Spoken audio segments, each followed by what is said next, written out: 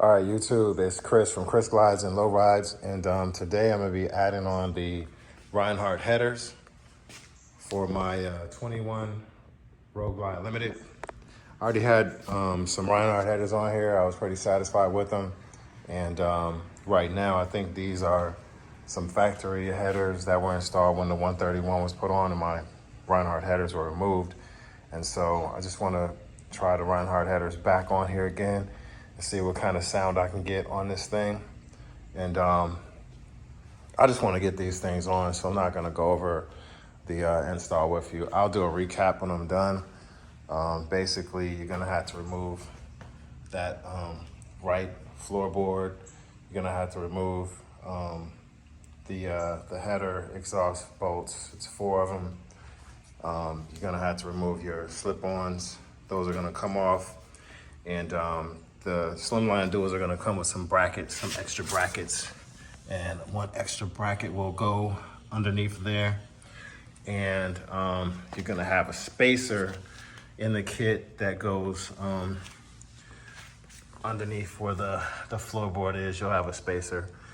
And it comes with like detailed instructions on what to do. There's tons of YouTube videos out there telling you what to do, but it tells you step by step, page by page, how to do everything, how to remove what size tools to use, and how to disassemble different parts and pieces. There's so many videos out on how to do this that I'm not gonna go here part by part to show you, because I want to get this thing done so I could ride. But I might, I'm saying I'm not, but I might just stop periodically and say, hey, I took this off, check it out. I took that off, check it out. But, all right. All right, one thing to note, when you want to get those exhaust flange nuts off, you need to use a really tiny socket set to get behind there. You just reach in through the other side, up and over, and then you just do it a little bit at a time, and you could take it off with your hands. And then for the one on the left side, you need an extension socket, and they're all 1/2 inch sockets. For this side, it's pretty easy to reach, and you'll be good to go. So as it is right now, I can go ahead and just pull this down, but you have to be careful, because when you're pulling the headers off, you have to remember the sensors are connected. So you got to be ready to hold the header, which is very light, and then to be able to go ahead and take the sensors off. I'm gonna go ahead and show you why these factory pipes are not as loud. There is more than a baffle in here, but there's like a, you see that? Man, that's restricted.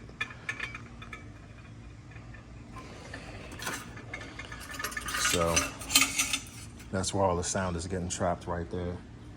And the airflow, the exhaust flow is trapped right there. So just something good to know. You can see it like right in there. It looks like, I don't know what kind of material that is, but anyway, glad we got that out of there. So that's removed. Yep, I'm working in flip-flops. All right, so the old headers are completely removed, and I'm on to the next phase. I'm just going line by line. I think I'm at step 7, or no, I'm at step, I already did the O2 sensors at step 8. Remove the OEM exhaust flanges, blah, blah, blah. Number 10, slide exhaust flange retainer. So, yep, so I'm already past all that. So I'm gonna just keep it moving.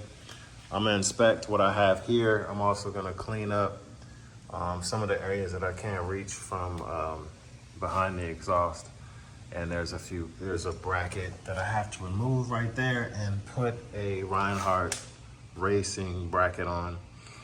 And there's gonna be a spacer that's gonna go right there.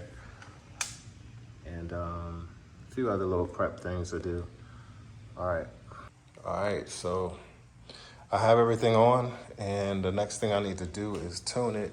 Once you get done, you have to wipe your pipes off so that they say when you initially run it, it gets really hot, and any marks or fingerprints on there will burn into it, and you know, you want to just clean your bike off anyway. That mainly is for chrome. I left this side off because I'm gonna need to tune the bike, and after that, should be good to go. Go ahead and crank it on for the first time.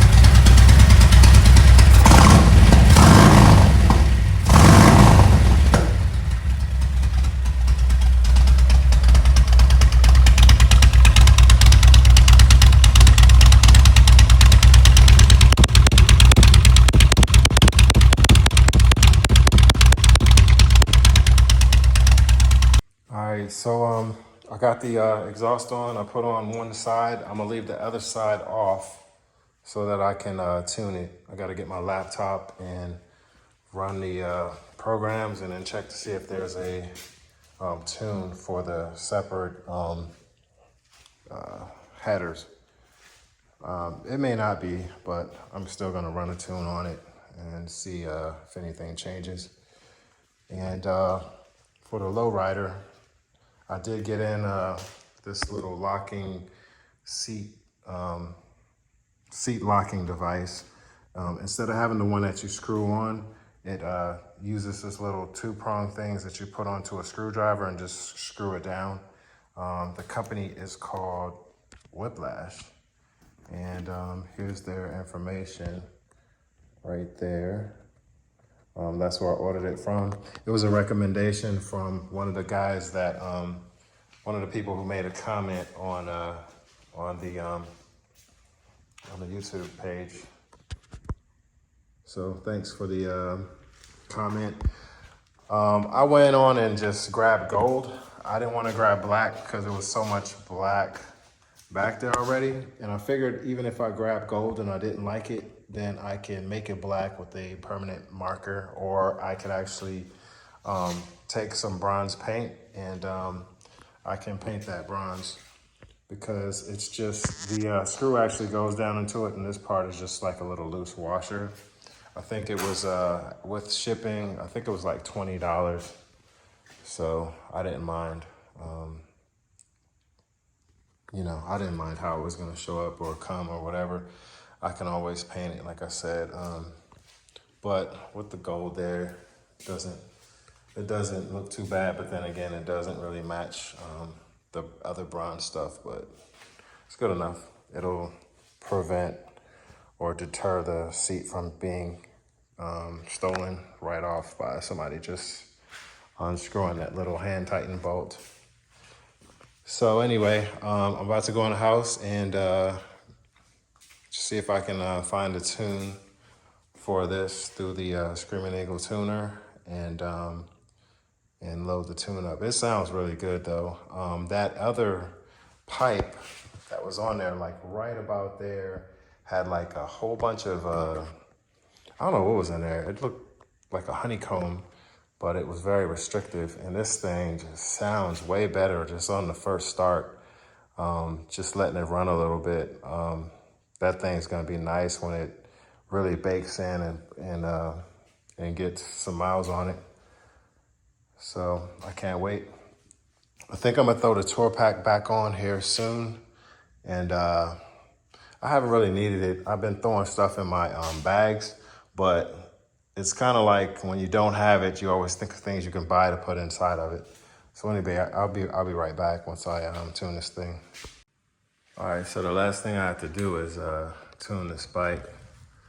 And I know you can't see the screen, but I found my program. I'm here, program motorcycle.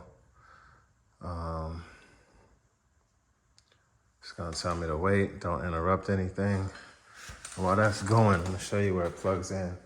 Some things that you might wanna know is, so you need to, for the 21 and up, you need a different plug.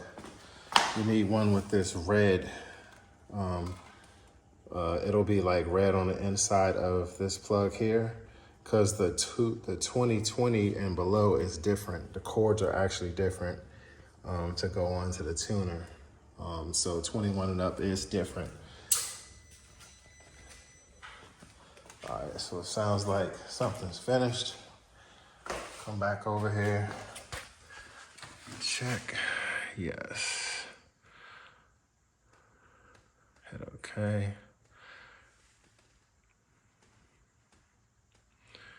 Update complete, hit continue. All right, so it says I need to turn off everything for 30 seconds.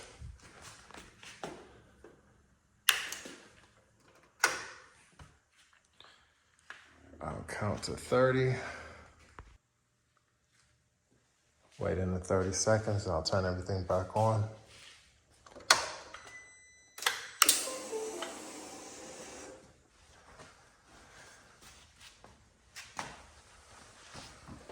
It's actually 20 seconds. And so everything is done. All right, cool. That's it. So now just got to put my other parts back on, and bike is done. It's got the Rinehart Headers put on today, as you saw in the rest of the video. And this thing sounds good. On this bike, all I did was add the security feature for the to lock the seat on. And this is the company, Whiplash. This is recommended by another YouTuber. And this bike has 800 miles, so it's almost time to do the 3-hole oil change, the 3-hole change.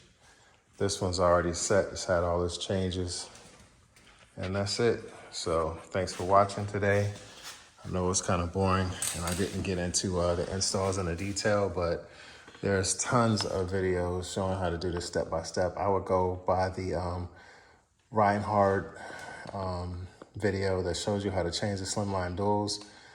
The instructions actually are better.